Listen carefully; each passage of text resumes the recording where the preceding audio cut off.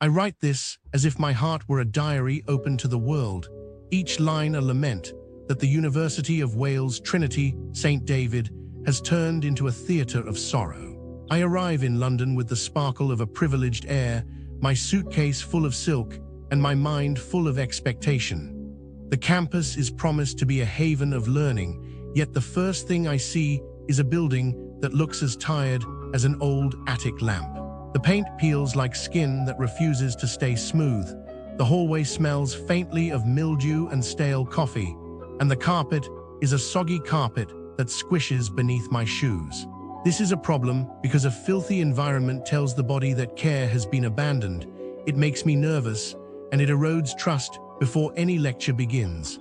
The reception desk is staffed by a clerk who looks at my passport with the same interest as a bored cat watching a mouse. She mumbles a greeting and then disappears into a back office that never opens. I wait for 3 minutes, then 10, then 15, and still no answer. The delay means I cannot register for my first class, which means I lose precious learning time and feel invisible. The root cause is clear: poor management and a lack of staff training that leaves students stranded. When I finally sit in the lecture hall, the professor announces that today's lecture is cancelled because a meeting took longer than expected. No email, no notice on the portal, nothing. The class is left in a cold silence, the lights buzzing, the seats empty. Cancelled lectures without warning destroy the continuity of education. They break the rhythm of study, and they make every student question whether their tuition is being respected. The institution appears to care only for the cash that is taken, not for the promise of knowledge that was sold.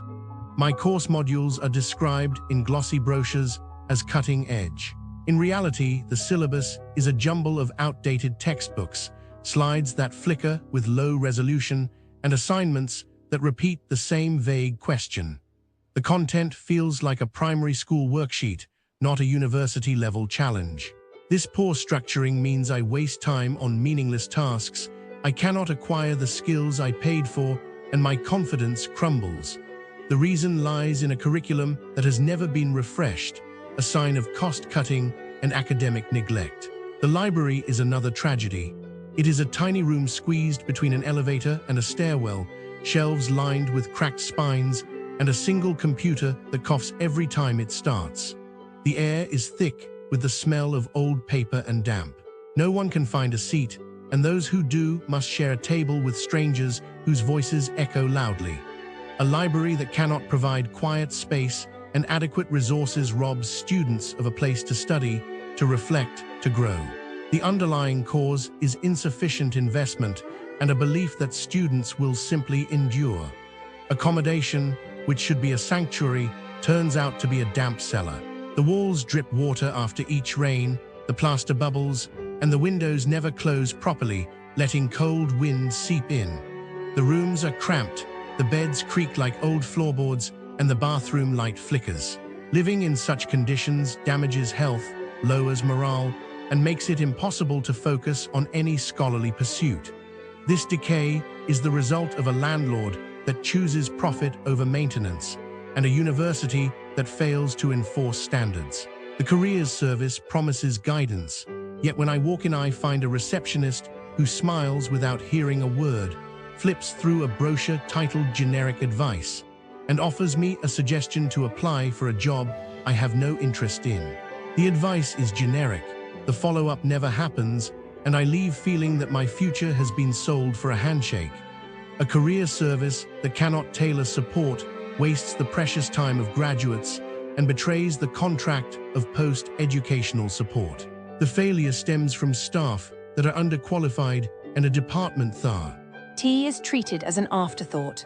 Every interaction feels like a bureaucratic maze. I send an email about my tuition receipt, and the reply arrives after a week from a different department that reads, "We are not responsible for this." I must fill out 3 forms, wait for approval, then receive a denial because the policy was changed yesterday. This endless paperwork makes me feel powerless. It erodes my confidence in the institution, and it forces me to waste precious time that could be spent learning. The cause is a fragmented administration that values procedure over people. International students are treated with a coldness that feels like discrimination.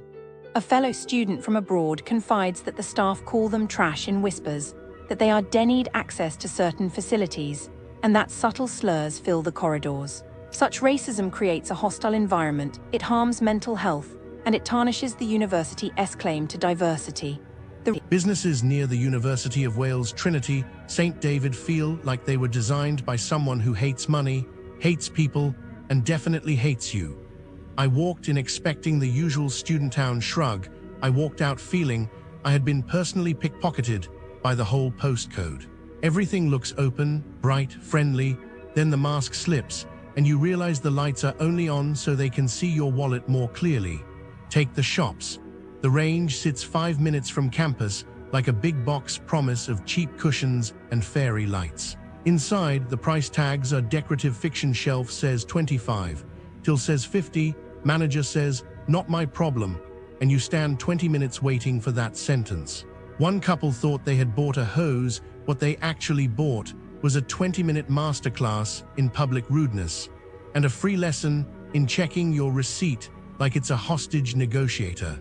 Staff point at shelves you have already searched, sigh when you ask for boxes for your untouched food, and if you dare mention delivery, they charge you 2.5 times the online rate.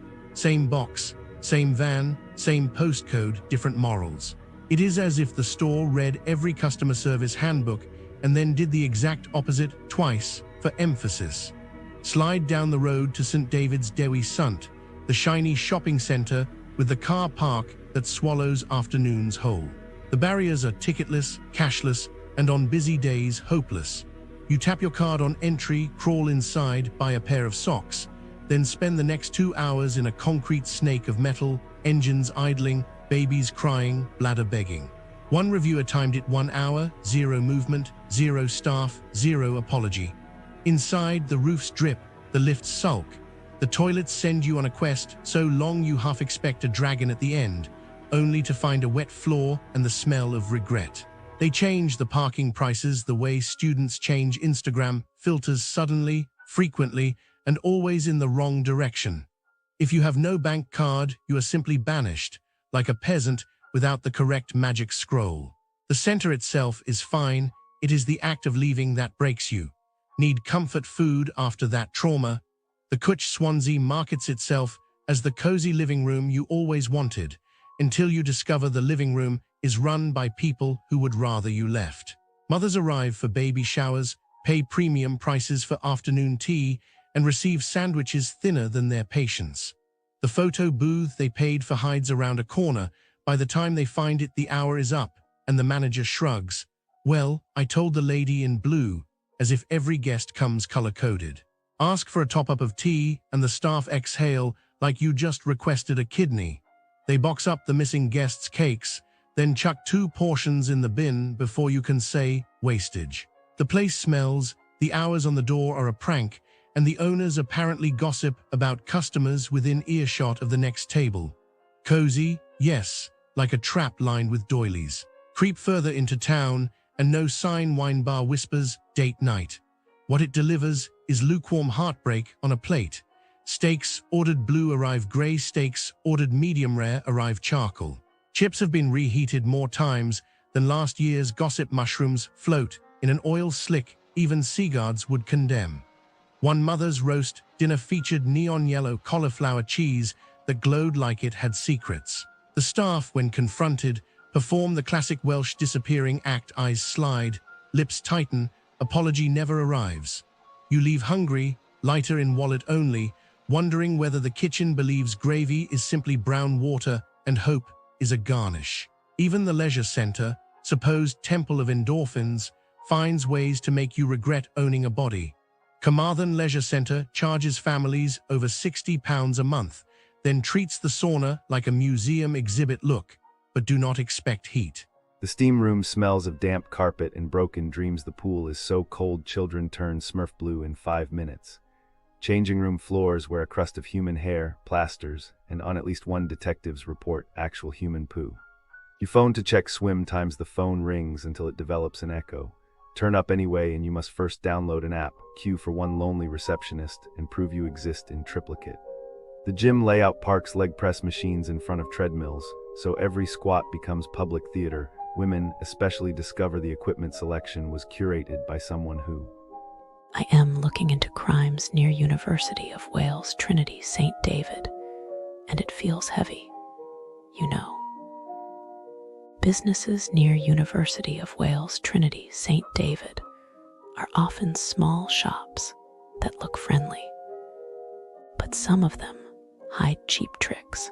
First, the pop-up toy stalls that popped up in Swansea city centre during the holidays. They were selling fake Pokémon, Peppa Pig, and Marvel toys at bargain prices. You know, the kind that tourists might grab for kids. The toys turned out to have banned chemicals. The victims probably left the stall feeling excited at first, then worried when they read the warnings. I think most of them went back to their hotels and tried to return the toys, losing time and maybe some money. The owners were likely seized by trading standards and faced fines, maybe even jail, because the police traced the supply chain to a bigger operation in London. Next, the illegal goods raids in Lampeter and Carmarthen. Small high street stores were caught offering counterfeit designer bags and unsafe electronics. A tourist who bought a cheap designer watch probably discovered it stopped working quickly and felt ripped off. They might have complained to the police and written bad reviews, which could hurt the shop's short-term sales. The smugglers were probably arrested and the stock seized, leaving the shop closed for a while. Then there was the rogue trader in Carmarthen who sold shoddy repairs and demanded extra fees. A visitor needing a quick fix for a suitcase lock could have been tricked into paying for a fake service. After realizing the scam, they likely asked for a refund and left the area feeling distrustful.